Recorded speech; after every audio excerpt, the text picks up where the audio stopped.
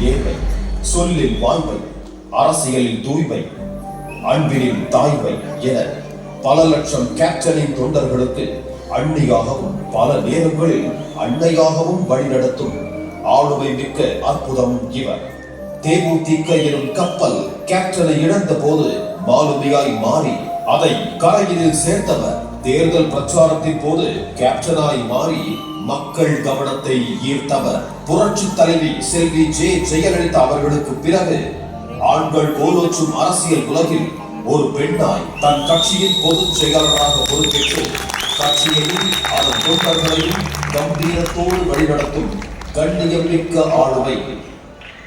இவரது அரசியல் பயணம் வெறும் பதவிக்காக அல்ல, அது ஒரு கனவுக்காக, ஒரு சமூக மாற்றத்திற்காக. இன்று ஆண்களே தடுமாறும் அரசியலில் தனக்கான தரம் மாறாமல் மக்களின் உரிமைகளுக்காக களம் காணும் தேசிய முற்போக்கு திராவிட கழகத்தின் பொதுச் செயலாளர் பிரேமலதா விஜயகாந்த் அவர்களை இன்ஸ்பிரேஷனல் விமனாக கௌரவம் செய்வதில் பெருமை கொள்கிறது பெண்களுக்கான இந்த சுயசக்தி வேலை.